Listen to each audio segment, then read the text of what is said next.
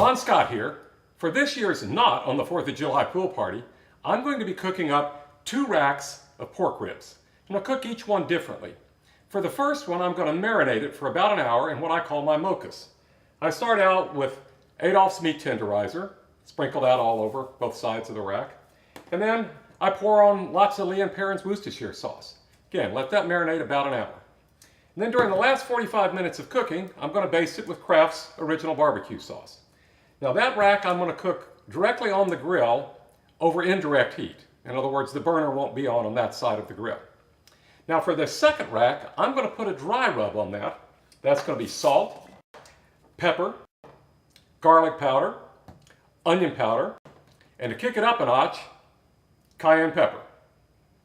Now that rack I'm going to wrap up in aluminum foil, and I'm going to put that up on the top shelf of the cooker, so it'll also be cooking by indirect heat. And then when we're all done and the guests get here, I'm going to let them sample both styles and see which they like best. And whichever one they pick, that'll be my regular style from there on out. So I got to get cooking. It's been right at an hour and a half since we started cooking both racks. And let's check the top rack. It looks like the top rack almost is cooked, at least according to the thermometer. We're bang on, so we're going to pull that top rack off, let the bottom rack continue to cook.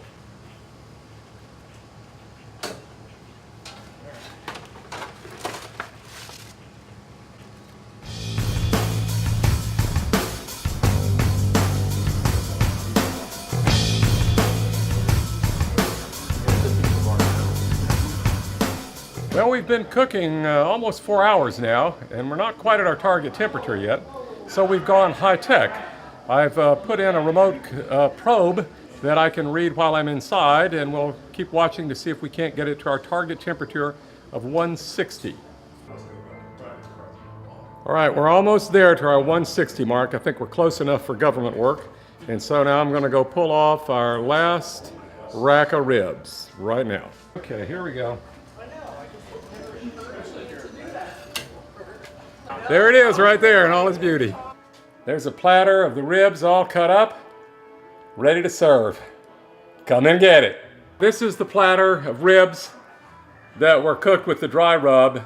So I'm going to put these out and see what the folks think.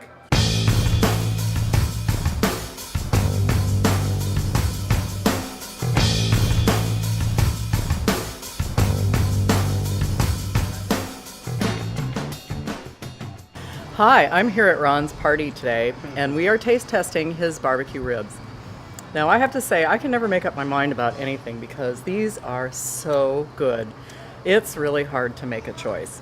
But if I really have to, it's the barbecue flavored ones, definitely. Barbecue sauce rules. Is it slow or fast? That's the slow cook. That's my favorite. The other one is good and it's tender and it's nice meat, but this has got the good flavor, barbecue flavor. I like the slow cooked. Ron, I like this one the best. I don't know which one this is. Is it the one that's got the barbecue sauce on it? Yes, That's the slow cooked one. I like the slow cooked one. They're both very, very tasty, but I like that one. The verdict is in, and the jury has spoken.